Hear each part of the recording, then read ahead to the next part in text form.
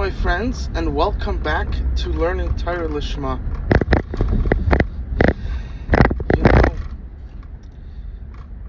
I want to give a little advice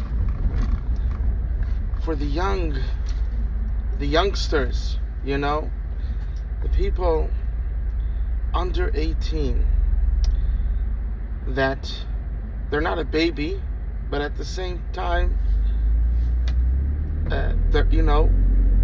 it's not, meaning someone could start younger to, full-time work. Of course, everything in a legal way, of course, but 18 is when it starts. At least that's how it works in America. And before that time, right, we've talked about, it's good for a person to dabble in it. Each person according to who they are. Some people have to dabble in it more than others. But when a person in his years before 18, the main focus there is becoming a good spiritual person. That is the focus. And this, just to explain what a good spiritual person means, is tremendous. There's a lot of people that they have the wrong idea. They think to look down upon others, to be snobby. But that's not a good Jewish person. A good Jewish person means that you try to maximize your abilities. You see the good in others. And just because someone has something that's negative, even if someone has quite a lot, you go over to him and say, I see these good qualities of yours. And you should know that I'm davening for you, that you should be able to make it the whole way. That's a good person. Not that you just see the bad that you're doing. You understand?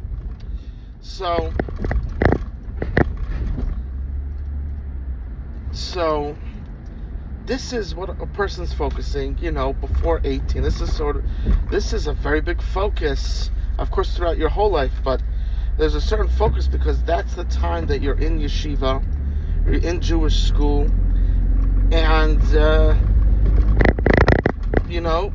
it's supposed to be making you into a full, balanced, good, spiritual human being. So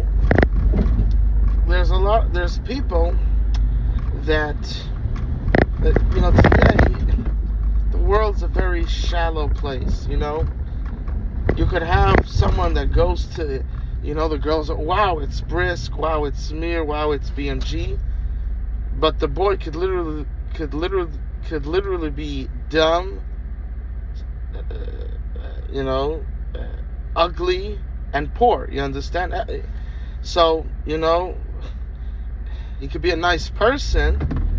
And yes, there are girls that are also like that, and that would be a good match for them, and they would be very happy together. You understand? But there are many girls that,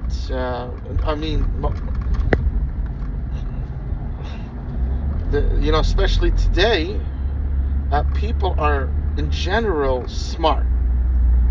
Yeah, and so the girl thinks it's Brisk, it's the Mir, it's the BMG, and they go marry the guy because they're in that yeshiva, and then they realize that their life's not really going anywhere with this guy. Nothing big's gonna happen. And we're here to cause good, you understand? To be a force of God in this world. Learning is part of it, but that's not the only thing, you understand? Each person according to his mission and abilities. So, and then there's that question, that hard question that you were just following the system, and like what happens so often, you married someone that you could stay married to, but you're really not fulfilling. So if it's before a child is born, there's a good reason there to say peacefully, disconnect. Even then, you have to see, is there something that could be done? many scenarios. You just have to get them out of the brainwash, and you would be surprised what glorious man or glorious woman is underneath the brainwash. You understand? So you really have to try that first. But if someone does begin such a stage, don't have a child. Of course, if you do halakhically, you're not allowed to kill your child or do things to prevent yourself from having children. Hashkafically, that's wrong. To actually kill a Yubro is forbidden according to Jewish law. So I hope you don't do that. So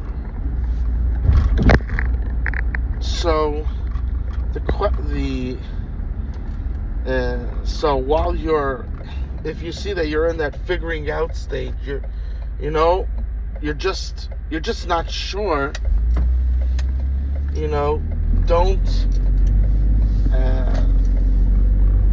Don't have a child during that time, of course, and just hold yourself back to make sure, because once there's a child, you're not just now. You're now parents. It's you already entered the next stage of life, and the hashkafa is that even if you are not exactly in sync, but at the same time you're not enemies. You understand? If there's a child, then you have to take that responsibility serious. And being married is the best for that child, even if you're not completely in sync. Being divorced is not good for the child, and you have to take that responsibility serious. So that's, this is called responsibility in life. You understand? So therefore, before it happens, don't have a child. You can't kill a child, God forbid, even in the Yubro, but you just can't have cohabitation until you figure things out between each other. If there's hate, then even halachically, you're not allowed to have cohabitation. You're not allowed to have cohabitation if you hate each other, according to Jewish law. Of course, the person can do whatever, they can decide to do whatever they want, you understand? But but if you're trying to keep Jewish law, if you're trying to keep what God told you to do, then when a couple is in a fight with each other, they're not allowed to have cohabitation. They have to be, they can't be fighting, you understand?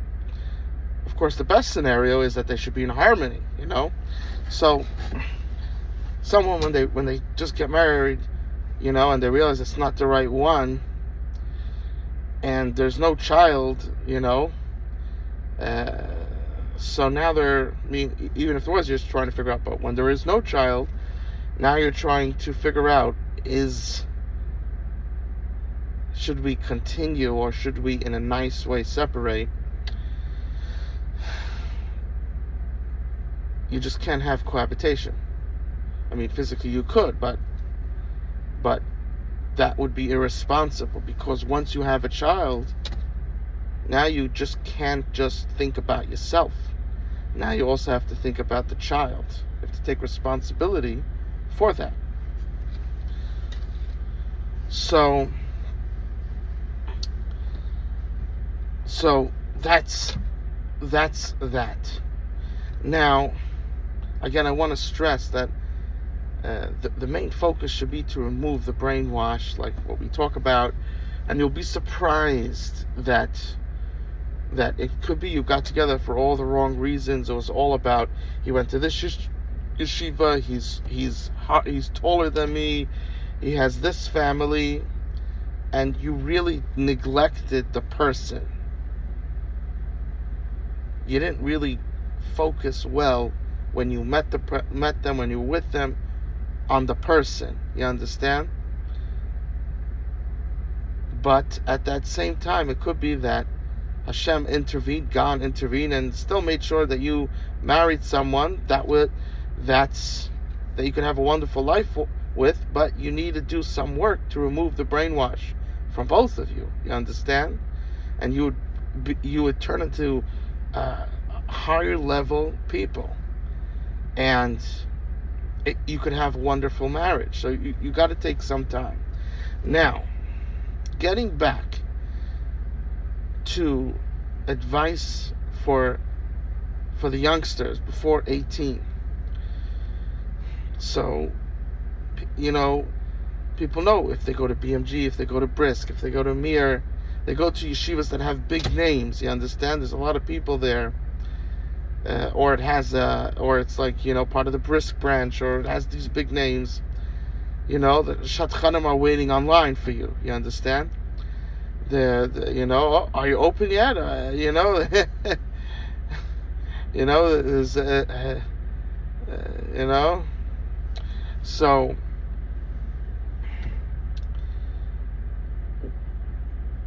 when a person is before the time that they're going to start dating, don't focus on the yeshiva that's going to give you a good name. Focus on the place that's the best for you. There's these big yeshivas, and yes, they're nice places, but there are many small yeshivas also, or other yeshivas that are not so well known, that have, you're able to actually interact with the gadol. You understand? Rav Malkiel is not so available. You understand? You go to a small yeshiva that has a gadol, but the world doesn't know about him so much, and you're actually able to have a kesher with him. You understand? So, and there could be that, this type of yeshiva you'll thrive in better than the other. There's different natures. You understand? That's what a person should be focused on. Now, when a person gets closer to marriage, you understand? Although we speak about the truth and how marriage things should work and everything, at the same time, if using this false system can make it easy for you to get married, you understand? And you're in the beginning years of getting married, and you're not advanced. Later on I see people like 35 trying to, going to Bris, so they should get the Bris name, so they should be able to get a young, beautiful girl, and the girl should want him. You understand? Okay, I understand that. I think when a person gets older, each person has to define that for themselves. You can't live in the lie. Meaning, the lie you could live in for a little bit, but if you live in it too long, you get lost inside of it. So, when it gets close to the time that you're going to start to get married, I would suggest for people that, Hasidim, they all want to get married at 18. Usually, Litvish, they just don't. Marriage is not they completely ignore that. So people just the young adults, the Bachrim don't think about it unless you're like your taivas are higher. You understand?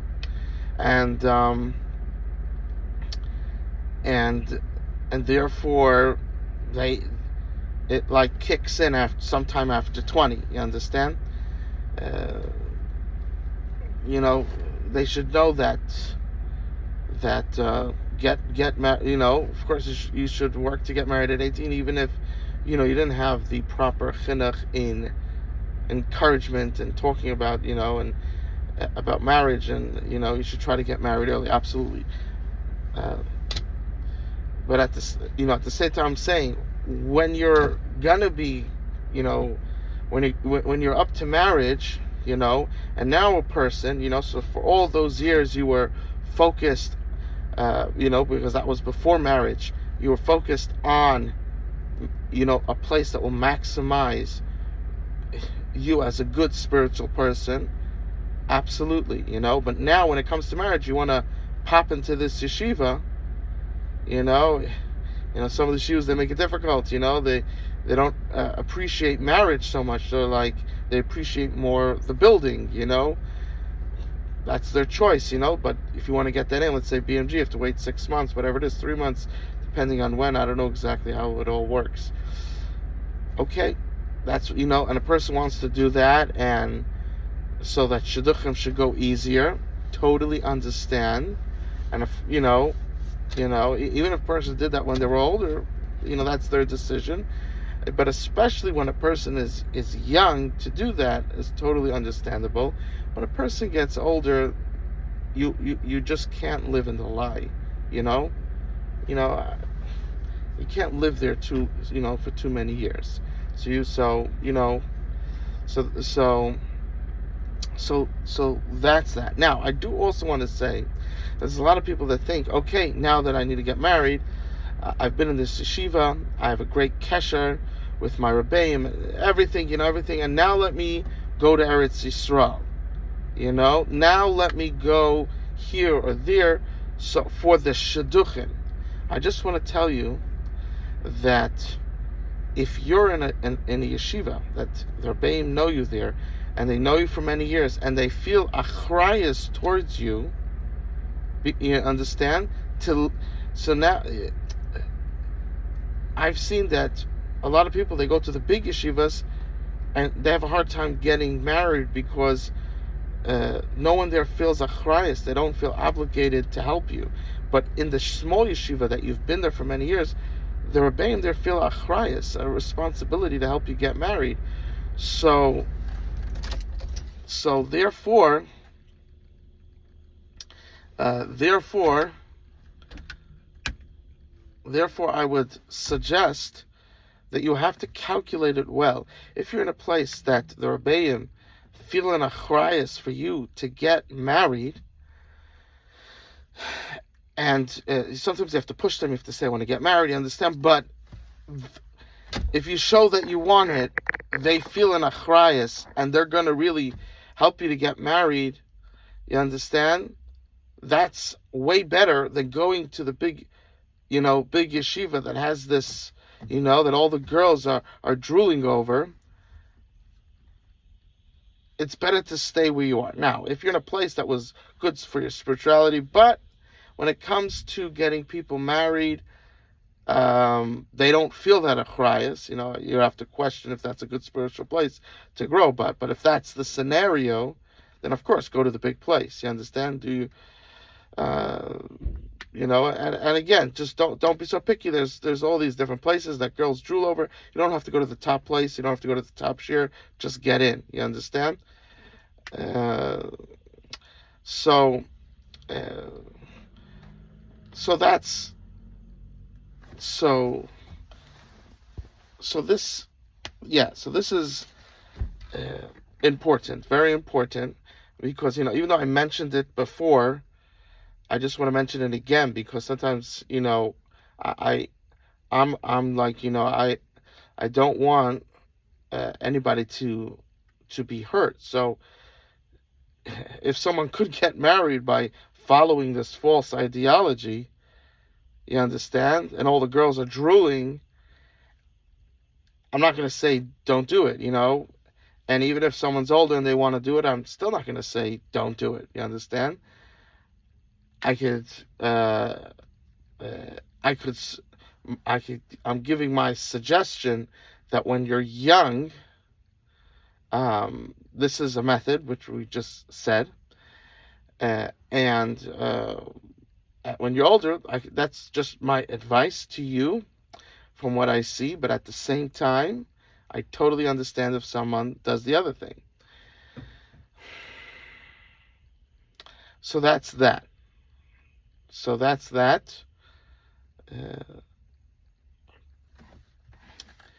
And we wish the best for everybody. When we start bringing common sense back in, we wish that we could implement it 100%, but the reality is you have all these people fighting against you because they're so sure that they have the Shita Kedosha, So and you're only a few people. So you got to start coming together and creating that truth. But there are a lot of people listening to what I say, and they're individuals. They don't have the strength. They don't know how. They're not able to create that group. Who's going to listen to them? You understand? So now the question is how to go about it, because that's right now that's the scenario of most people. So we work hard to create that group and everything, you understand? But at the same time, especially when someone's young and they could try to hopefully within the first year, but they could try a few years to get the girl, because once you have a girl, then you're ready. What you could do is a whole different level. You understand? The good that you could cause is a whole different level. So it's important to get the girl. And so this is a suggestion. And this is for boys. Now for girls, it's a whole different scenario, because the girl, it's a whole different scenario, and they have that ability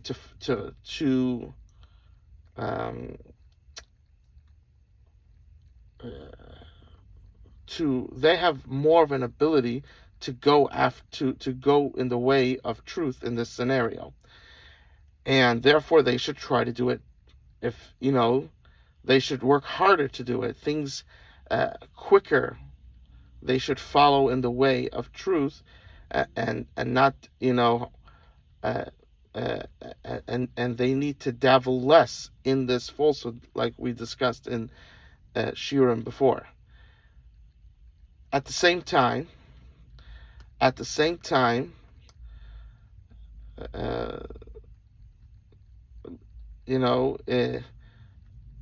don't you have to understand, you want a boy that's a good boy, that's spiritual. You understand that he's loving, he's kind, he's not lazy. You understand? And at this, it's you shouldn't look at the same. You shouldn't just say only a guy that's balanced, because again, we don't know who Hashem sent us, and it could be the shidduch that Hashem that you're supposed to have is someone that's learning full time, and he thinks that that's what you're supposed to do, or maybe he doesn't, but he's doing it because for him it's harder to get married. For a girl, it's easier. You understand?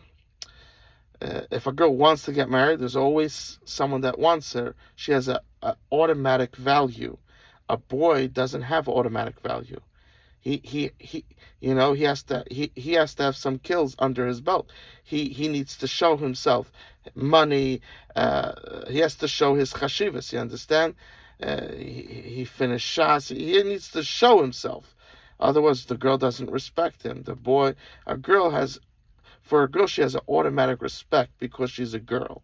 A boy doesn't have it automatic. He needs to have battle wounds to prove, to show it. So this is tremendously important. So a girl, sometimes, it's very difficult for a girl. Everybody's fighting if she tries to say she wants a balanced boy, and they don't even know what she's talking about. You understand?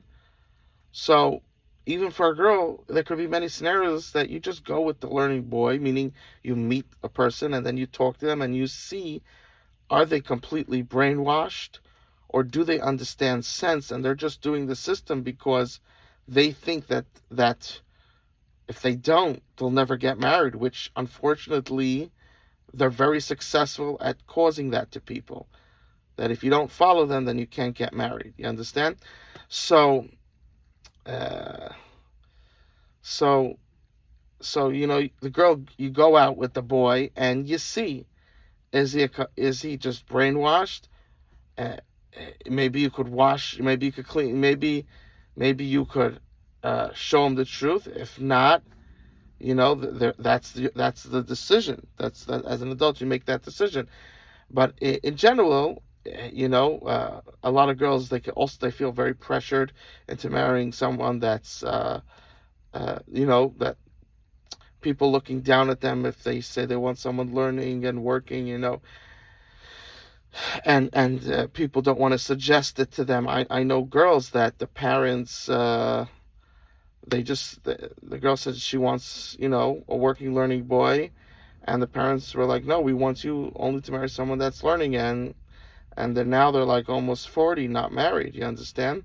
So you have to, yeah, each scenario, you need to take it, and unfortunately, that's being forced upon you, or that's what's being suggested to you. Don't just say no. Meet the person, see if your ideologies align. It could be he's just doing that because he has no choice, which is the regular scenario. It could be also that he's doing that and he thinks that that's correct. I don't know what understand? But you gotta have that conversation. So if someone suggests someone to you, don't say, well, he's not balanced, the shurim that we gave, so therefore I'm not going to go out with him. No. Go out with him and see, because it could be that he's very seichelic, he's very, understanding and logical. It's just that there's a huge pressure to force him to do this. You understand? So go out with the boy. Go out with the boy. Okay, and each person, you need to see your scenario. Many times, maybe you need to move out of your parents' house, move in with an aunt or an uncle or a grandmother or grandfather. You understand? Yeah, each person has to see their scenario. Maybe you need to rent a place together with other frum girls. Same thing, boys. You understand? Each person, you need to weigh yourself. Usually, we would always suggest, don't just buy a house and live alone when you're not married. That's like a recipe for disaster, mentally, spiritually, physically, everything. You understand? You could buy a house and rent it out, but don't buy a house and now you're all alone. You understand? You don't have children. You were never married, and you're all alone. And you understand? It's pretty sad to live. So I don't know why. So, sometimes you go to a shop, they're like, "Oh, are you living with your parents?" You feel like they think that that you should be living alone. I don't understand that, but there are people that the situation is so bad, the parents are so controlling that they just can't take the time to sit and figure out, to find people to live with. This whole thing to go to the end, or maybe they don't have, or they're all so crazy, and then they just need to rent a place or buy a house, and they just need to do that, and then from there figure out the next step. She could get other girls to come live in the house, other frum girls, and they could pay X amount there. You give them a good price, but you just need to get out, so that's what you need to do. You need to take things with seichel, with take your time, think about it logically. What should I do? You understand, in this scenario? Take a moment. You understand? Give yourself some breathing space. To figure out a good solution for what's happening. And that's my advice to you. And I just thought it was important for me to say it again. When we talk, we bring out it, but I just wanted to bring it out in a very clear way, so so no one gets hurt. There's a lot of people that they're screaming how they speak very harsh about women wearing shaitels. You understand, and therefore you have these young boys. They're like, okay, then they go to when someone suggests them something, or when they go to the shop and they say, I only want someone that's not going to wear a shaitel. You understand? And what happens is They miss getting a very, a good girl. You understand? Because the shaitel is a normal thing today. You understand? So, and these boys are not exactly, the son of Rav Chaim Kanievsky, who, you know, everybody's trying for him. You understand? Even if you're BMG, don't just because you're in Bris, don't just say you want that, because halachically it's not usher. Is it like going around halacha in a tricky way? It could be, but you know what's going to be worse? If you're not married, all the sins that are going to come from that, just one sin is worse than everything that's going to happen if your wife does wear a shaitel, which actually has nothing to do with you. That's her. You understand? Just like the wife sometimes get obsessed about what you do and you're not really hurting them in any way. You understand? I mean, they could allow themselves to be hurt, but really, it's not something that, when it comes to them, you treat them properly. Understand? If you have some problems with other people, that it's not them. If you treat them properly, to sit and make someone else's issues your issue when they're not doing anything to you. Understand? So there's a lot of boys that they hear these baldarshins that they sit and scream about. Just say it. They sit and talk. They say very strong words about a shaitel, which freedom of speech. They could decide to say that. Is it true? Is it not true? There's definitely a grain of truth to it, but in today's day, I think there's a mountain of things that come before that. You understand? So it's clearly not an isser, right? You could say that it's a roundabout. It's a trick. You understand? But Hashem allowed that trick, and if someone needs it, then Hashem gave them that trick to use. Hashem is not stupid. He knew that he made that trick. So if he allowed that trick to be done, then he, and there's no derabanan saying answering that trick. So the Rabbanan also understood that this is something that is needed, and you will be far worse not getting married, all the sins that come with that, than with getting married. You understand? And even all the great rewards that you get of being married, when your kids do mitzvahs and everything, when you your wife, you make your wife a better person, your wife makes you a better person, all that you miss all those mitzvahs, which are endless, that happen from being married, and you get endless amount of affairs because you're not married. You understand all the sins that come, you understand, from not being married. So that is wrong. Don't say because she wears a shaitel, or because, and just don't bring it up at all. Don't bring it up at all. Don't, because it's, in the grand scheme of things, it's unimportant. It's unimportant. You understand? It's unimportant. When our parents were growing up, if the woman just said, I'm going to keep Taras HaMishpacha, that was enough. You understand? That's how it was in the beginning of America. You understand? And she could be a great person, and over time, things could change. You understand? But at the end of the day, you have to focus on yourself and you becoming a better person. And you'll be surprised when you become a better person, your partner, people around you, they could 10x greater than you. You understand? Focus on yourself. Stop saying, I can't get married, I can't do this because I want this from the other person. Stop focusing on the other person. Focus on yourself. They're a good person. Stop focusing on the peripheral things. You understand? The amount of sin that comes out of not being married, and also the lack of mitzvahs that now won't happen. The children doing mitzvahs, each one of you helping the other, all of that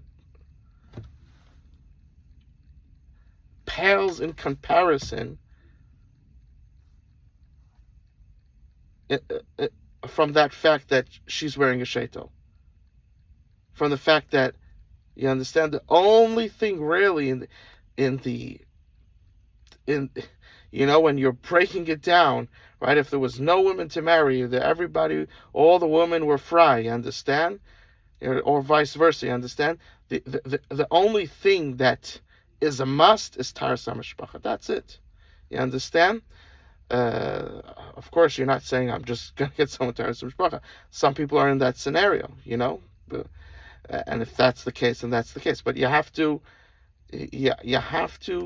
learn how to put importance to things that are more important, and things that are less important, to remove that. Just don't let it get in the way. And being against wigs and all that, that's one of them. You understand? That is one of them.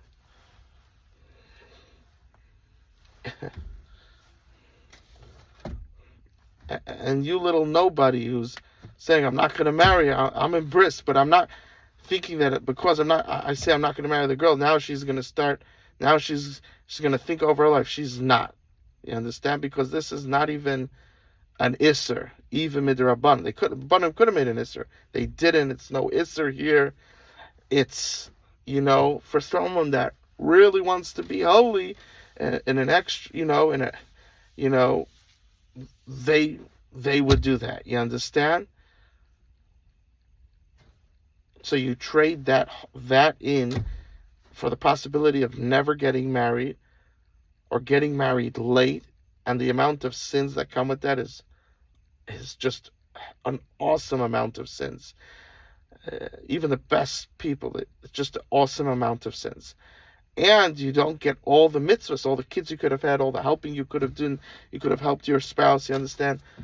It's just nonsense to make that the focus of the marriage. You understand?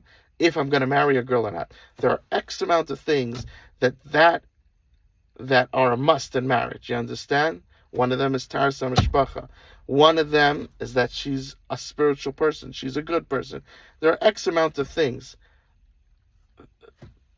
A sheitel or a tichel is just not one of them.